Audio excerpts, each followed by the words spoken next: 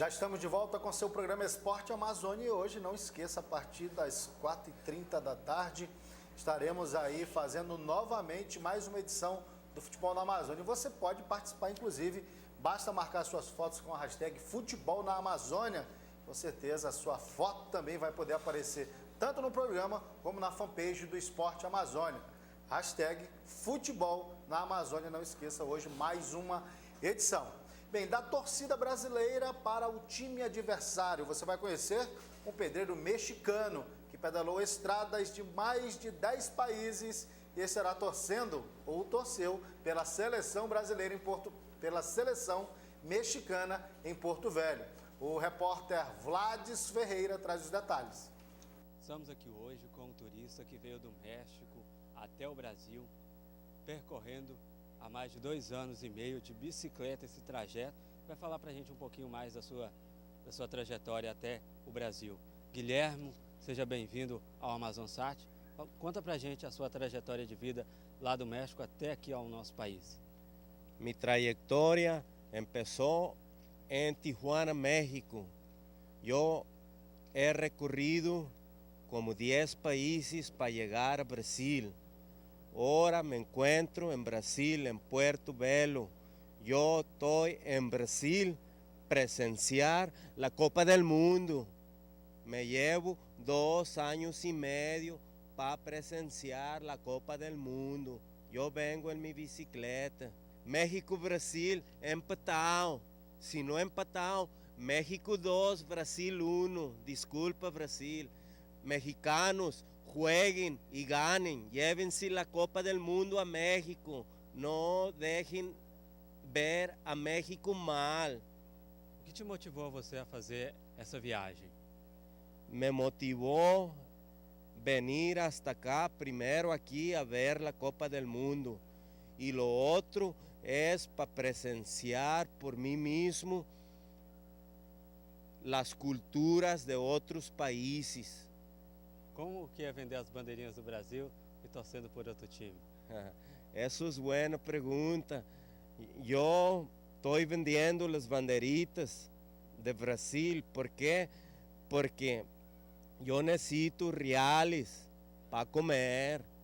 Pero aqui em Brasil, viva Brasil, eu vendo banderitas de Brasil. Se México não gana, eu espero que la Copa del Mundo se quede aquí en Brasil. Gracias a Brasil, a la gente de Puerto Velho, y que la Copa del Mundo se quede aquí en Latinoamérica.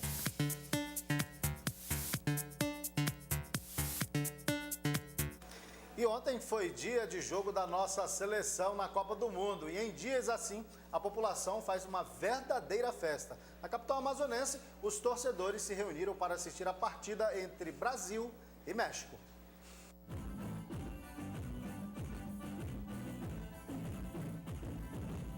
Antes do jogo, teve um esquenta.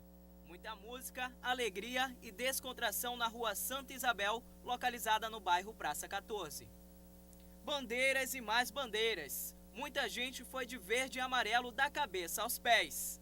Ana Carolina fez questão de caprichar no visual, com unhas pintadas e uma maquiagem própria para a Copa.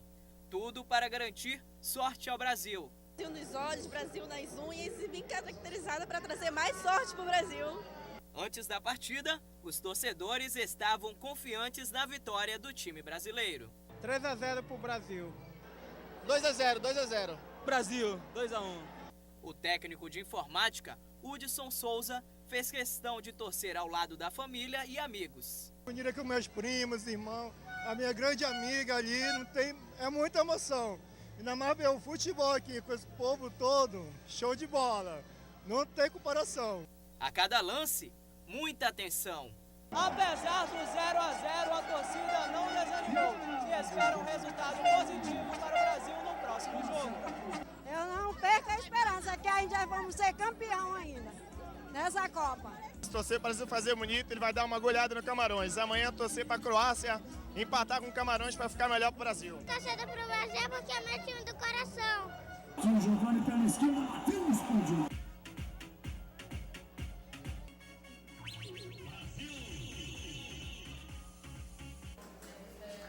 vamos para o nosso bate-papo esportivo falar logo de início, sobre esse jogo entre Brasil e México. Amarildo Silva, seja bem-vindo mais uma vez ao Esporte Amazônia. Bom dia. Olá, Ronaldo. Olá, pessoal. Bom dia. Amarildo, que jogo difícil, que a gente discutiu, inclusive, ontem no programa Esporte Amazônia especial sobre Copa do Mundo. A gente imaginava que ia ser uma partida de muitos gols e não aconteceu isso, principalmente pela brilhante apresentação do goleiro mexicano. O Ochoa foi muito bem. A propósito, terceira Copa do Mundo desse goleiro, que foi reserva nas duas Copas anteriores e que fez a sua estreia oficial como goleiro que está desempregado, mas existem já clubes ingleses, após essa apresentação, interessados nesse goleiro. E o México provou que também estudou, como a Croácia estudou o Brasil, e quase se deu bem. Tanto é que os dois principais jogadores da partida, se nós podemos dizer assim, foi o goleiro do Brasil, Júlio César, e o próprio Ochoa, pela seleção mexicana. E a defesa que o Ochoa fez está sendo comparada à defesa que o Gordon Banks da Inglaterra fez em 1970 num cabeceio do Pelé. Mas o detalhe é que o México, o Thiago Silva tomou cartão amarelo, está pendurado, o Neymar está pendurado, o Luiz Gustavo está pendurado, porque recebeu também cartão amarelo nessa partida. Ramírez entrou no lugar do Hulk, também já está pendurado. Recebeu cartão amarelo. E eu cheguei a comentar, tanto na Rádio CBN Amazônia quanto no próprio Amazonsat, de que o dia que o Oscar e o Luiz Gustavo não jogassem, nós íamos sofrer um pouquinho mais. O Luiz Gustavo ontem quase não apareceu na sua principal função, que é proteger o setor defensivo. Tanto é que estourou muitos lances estouraram em cima da defesa brasileira, e o Thiago Silva, numa tesoura, e era passivo até ter sido expulso, mas o árbitro resolveu apenas aplicar o cartão amarelo, mas poderia ser muito bem ter sido expulso o zagueiro brasileiro.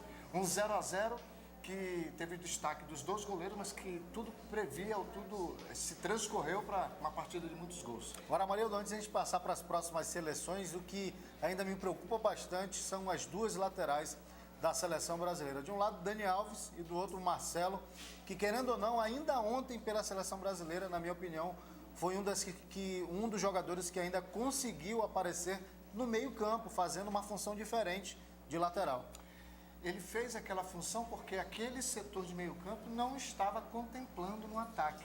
A verdade é que o Brasil não tem um meia de criação.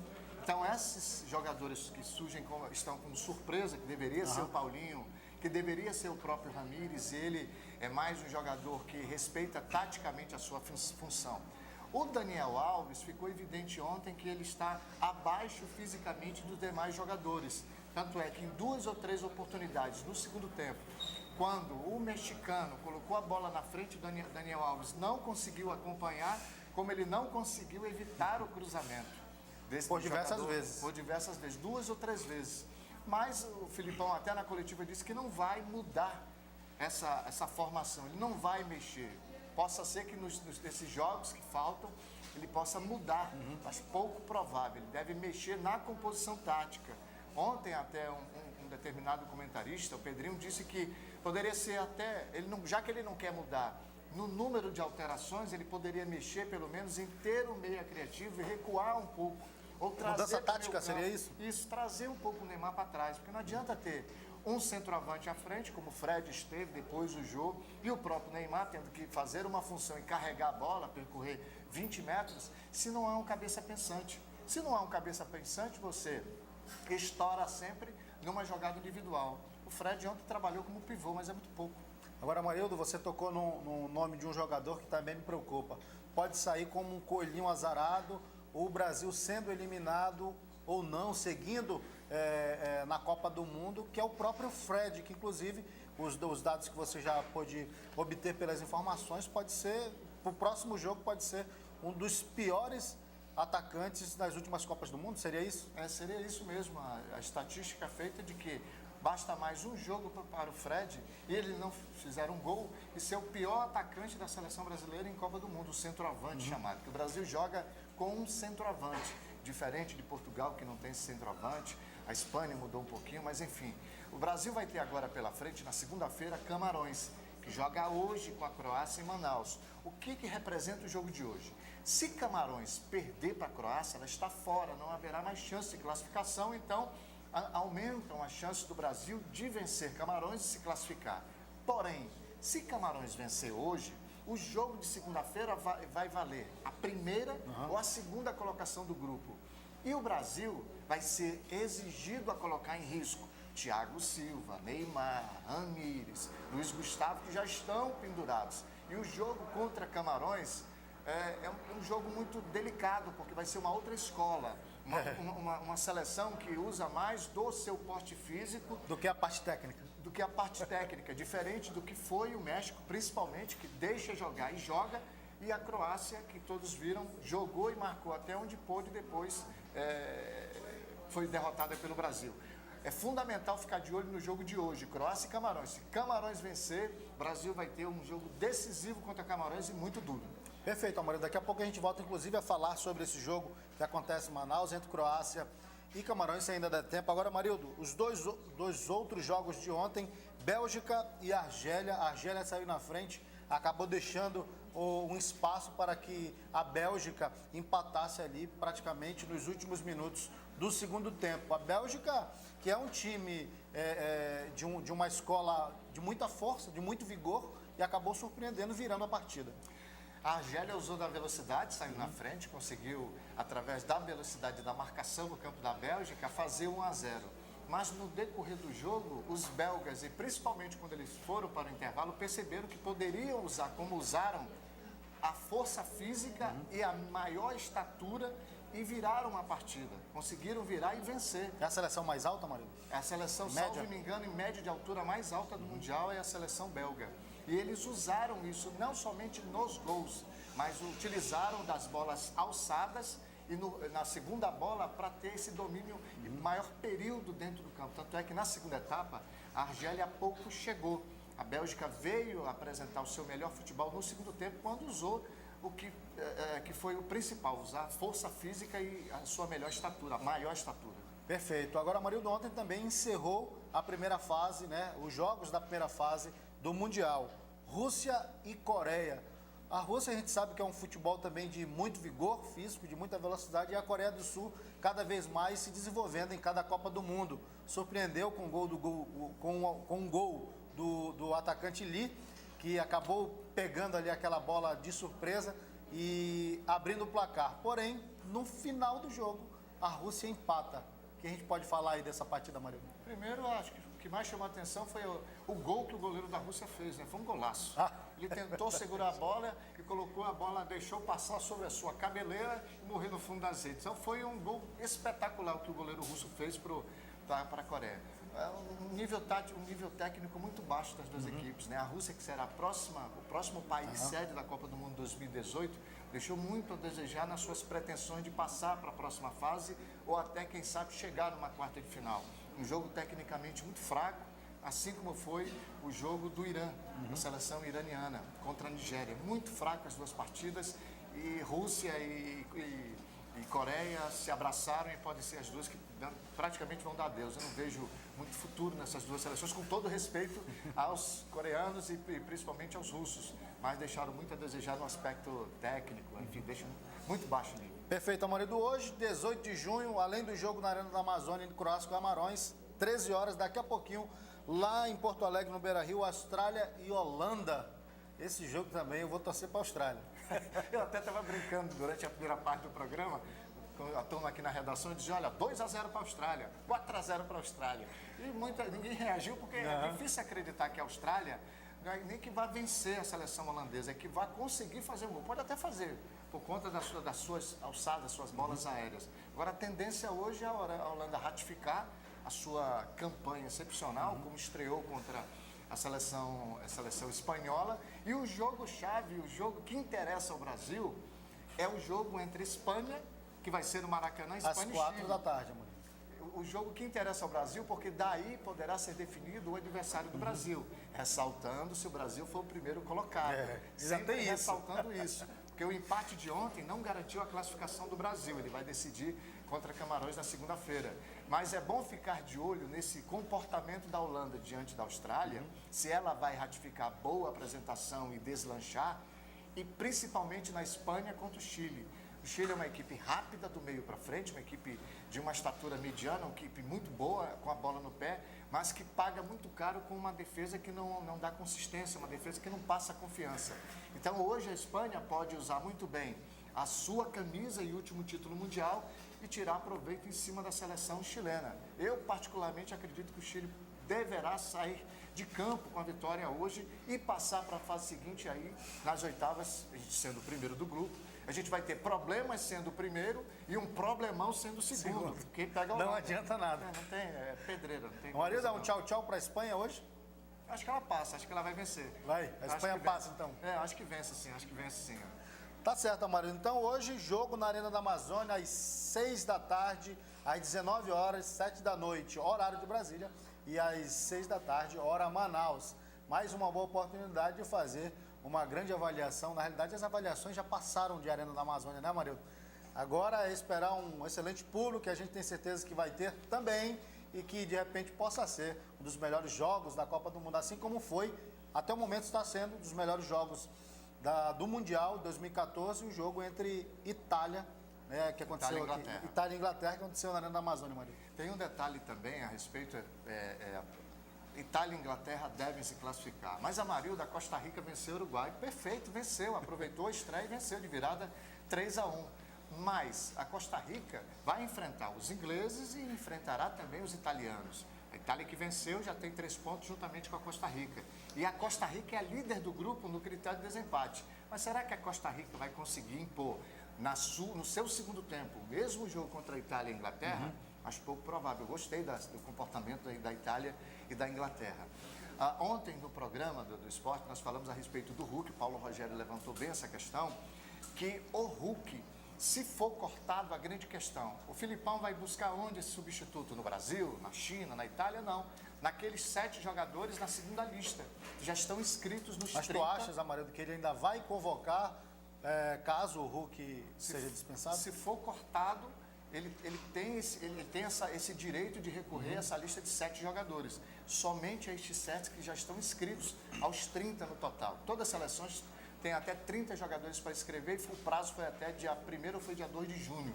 Mas, enfim, se o Hulk for cortado por conta da sua lesão, a gravidade, se é tipo 2 ou tipo 3... Tipo a avaliação sai hoje, né? Sai hoje.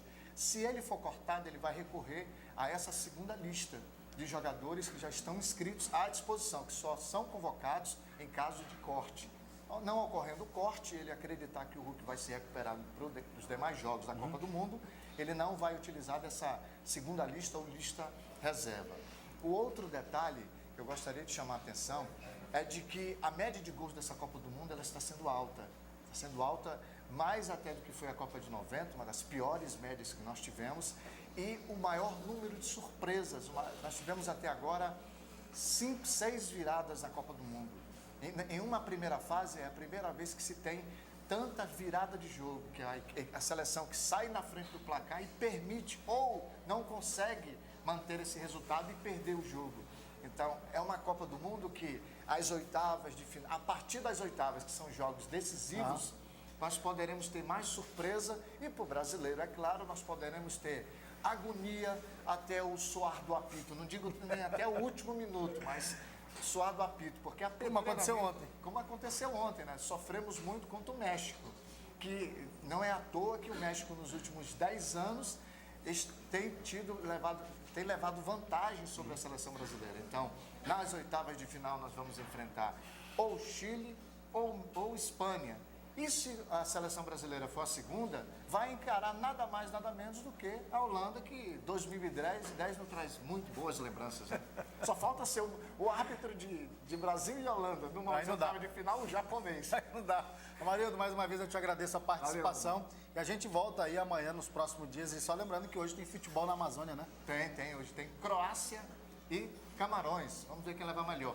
E Estados Unidos e Portugal, que muita gente acha que a maior torcida vai ser portuguesa, não estranhe se o estádio estiver tomado por norte-americanos, porque são muitos norte-americanos, segundo os dados, né, em nossa capital. Perfeito, Amarildo. Mais uma vez eu te agradeço. Só lembrando que hoje, hashtag futebol na Amazônia, marque a sua foto e com certeza você vai ter a oportunidade de estar aparecendo aqui na tela do AmazonSat a partir das 16h30, o jogo que antecede aí.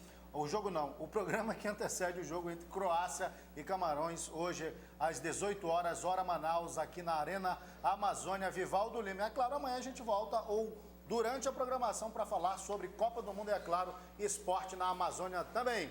Saúde e sorte, o Esporte Amazônia agradece.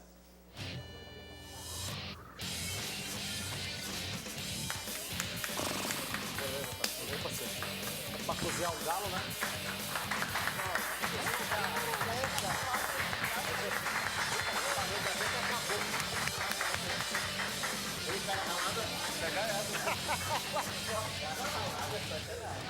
Medalhista, não é?